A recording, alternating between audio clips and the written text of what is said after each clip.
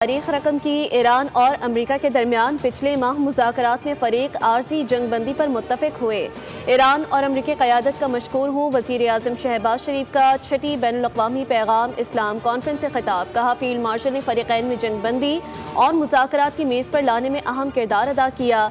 दुनिया ने पाकिस्तान पर तारीख़ी एतमाद किया। ये एक अदना सी खिदमत है जो पाकिस्तान ने दुनिया के अमन के लिए अंजाम दी। पुख्ता अज़्म के साथ हमने बातचीत के दरवाजे खोले। उम्मीद है बातचीत जल्द अमन में बदलेगी। पाकिस्तान का ये किरदार आइंदा भी जारी रहेगा। जो भी मसाइल हैं उनका हल निकालेंगे।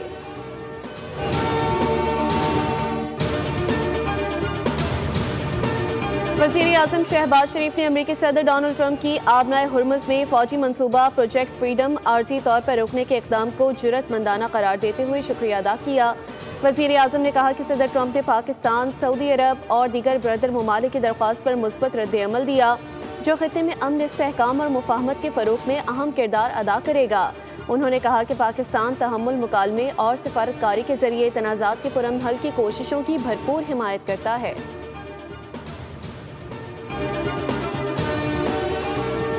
आलमी कवानीन के तहत कोई मुल्क बैनुल-अक़वामी पानी को कंट्रोल नहीं कर सकता। अमरीकी वज़ीर ख़ारजा मार्को रूबियो ने कहा कि तिजारती जहाज़ों के अमले को खुराक और अद्वियात की क़िल्लत का सामना है। आबनाए हुर्मुज़ पर अब तक 10 सिविलियन मल्लाह हलाक हो चुके।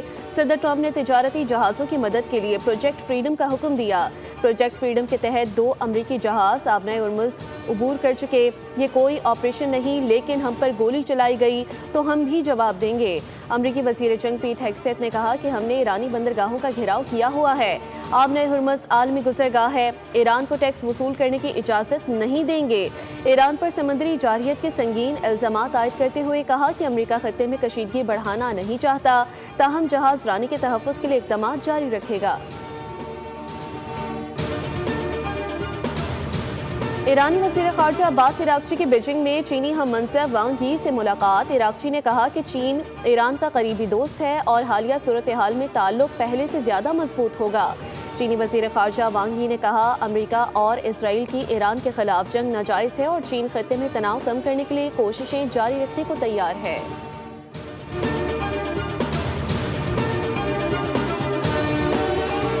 सऊदी अरब का खत्ते में फ़ौजी कशीदगी पर इज़हार तशवीश। फ़रीक़ैन से कशीदगी कम करने और तहम्मुल से काम लेने की अपील। सऊदी वली अहद शहज़ादा मोहम्मद बिन सलमान की ज़ेर सदारत सऊदी काबीना का इजलास हुआ, जिसमें इलाकाई सूरत हाल का जायज़ा लिया गया।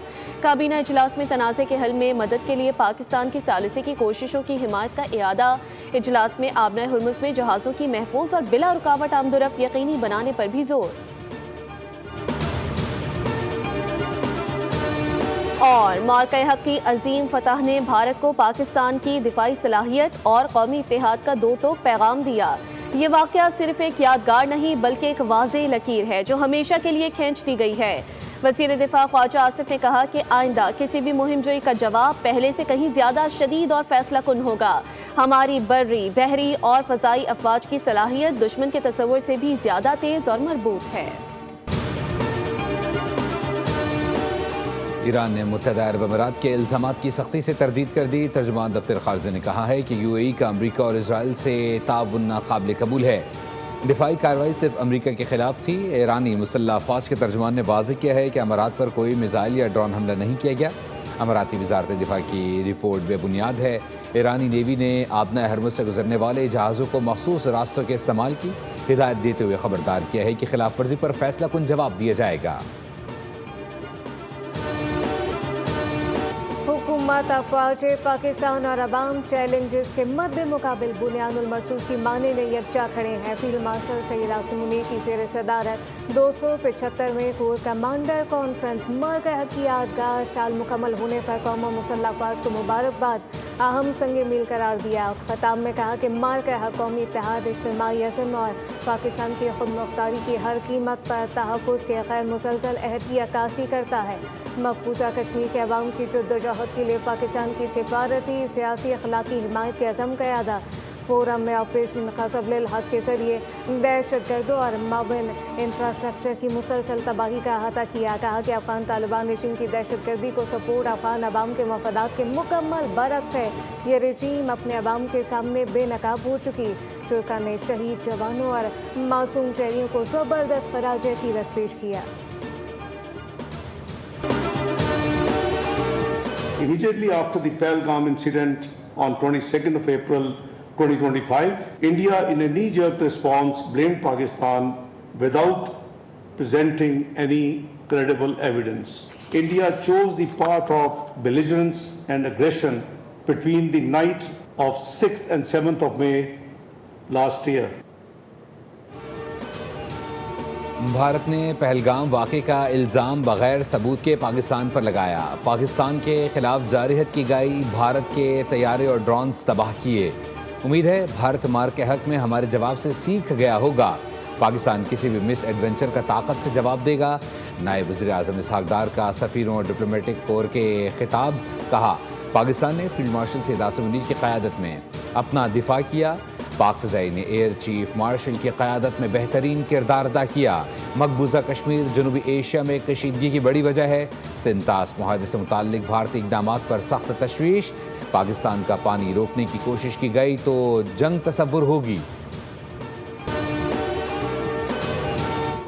सिर्फ एक यादगार वाक़या ही नहीं, बल्कि ये एक लकीर है जो हमने हमेशा के लिए खींच दी है। जो कोई भी इस लकीर के दूसरी तरफ है, उसे ये बात वाज़े तौर पे समझ लेनी चाहिए कि जो कुछ आपने उस वक़्त देखा उसमें हमारा ज़ब्त व तहम्मुल शामिल था। अगर आइंदा कभी हमारे बारे में कोई गलत अंदाज़ा या मिस कैलकुलेशन की गई तो हमारा रद्द अमल इससे भी कहीं ज़्यादा शिद्दत से और फैसला कुन होगा। मार्क हक की असीम फतह ने भारत को पाकिस्तान की दिफाई सलाहियत और कौमी इत्तेहाद का दो टोक पैगाम दे दिया। ये वाक़या सिर्फ एक यादगार नहीं बल्कि एक वाज़ेह लकीर है जो हमेशा के लिए खींच दी गई। वज़ीर दिफा ख़ाजा आसिफ ने कहा कि आइंदा किसी भी मुहिम जोई का जवाब पहले से कहीं ज़्यादा शदीद और फैसला कुन होगा। हमारी बरी बहरी फ़िज़ाई अफ़वाज की सलाहियत दुश्मन के तसव्वुर से कहीं ज़्यादा है।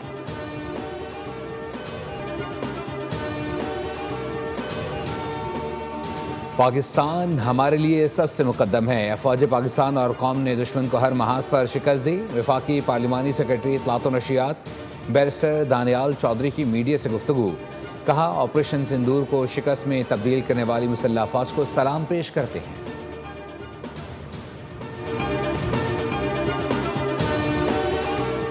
पंजाब असम्बली में मार्का हक और ऑपरेशन बुनियादुल मरसूस की तारीख़ी फ़तह का 1 साल मुकम्मल होने पर ख़राज तहसीन की करारदाद जमा। फ़ौज पाकिस्तान फील्ड मार्शल आसिम मुनीर की कायदाना सलाहियतों और वज़ीर आज़म की हिकमत अमली को सराहा गया। करारदाद में कहा गया कि ये फ़तह पाकिस्तान के नाकाबिल तस्ख़ीर दिफा, कौमी इत्तेहाद और अस्करी महारत की रोशन मिसाल है। पूरी कौम फ़ौज पाकिस्तान के साथ खड़ी है और वतन अज़ीज़ के दिफा के लिए हर कुर्बानी के लिए तैयार है।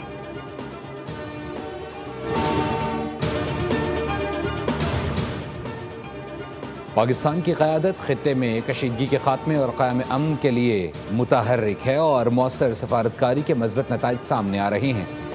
वफाकी वज़ीर ख़ज़ाना मोहम्मद औरंगज़ेब की कैपिटल मार्केट डेवलपमेंट फ़ंड की तकरीब से खिताब। कहा, मुश्किल हालात के बावजूद पाकिस्तान की मईशत दुरुस्त समत में गामज़न है। स्टॉक मार्केट मुस्तहकम रही है और सरमायाकारों का एतमाद बहाल हो रहा है। वज़ीर ख़ज़ाना ने मकामी सरमायाकारी के फ़रोग़, निजी शोबे की हौसला अफजाई और तवानाई के मुतबादिल ज़राए की तरफ फ़ौरी मुंतक़ली पर जोर दिया।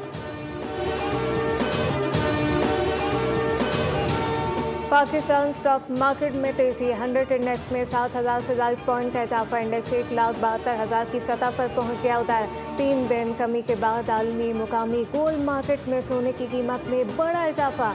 फी तोला सोना 11,100 रुपये महंगा होकर 4,88,962 रुपये का हो गया। फी तोला चांदी की कीमत 223 रुपये इजाफे से 8,072 रुपये हो गई।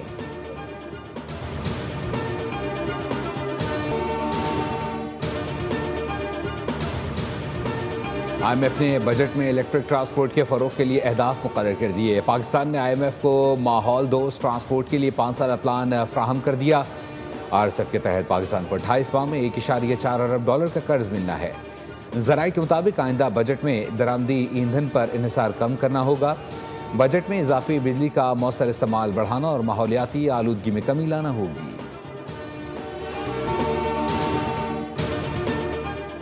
वफाकी आईनी अदालत के फैसले दीगर अदालतों पर लाजिम होंगे। सुप्रीम कोर्ट का 27वीं आईनी तरमीम के बाद सुप्रीम कोर्ट और वफाकी आईनी अदालत के दायरा अख्तियार पर तहरीरी फैसला जारी। अदालती फैसले के मुताबिक आईनी या गैर आईनी मुकदमात को एक साथ चलाना आईनी पेचीदगियाँ पैदा कर सकता है।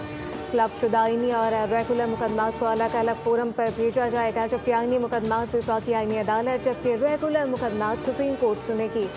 मुतज़ाद फैसलों से बचने के लिए अदालती एहतराम का असूल अख्तियार किया जाएगा। दोनों अदालतें एक दूसरे के दायरा अख्तियार का एहतराम करते हुए फैसले करेंगी।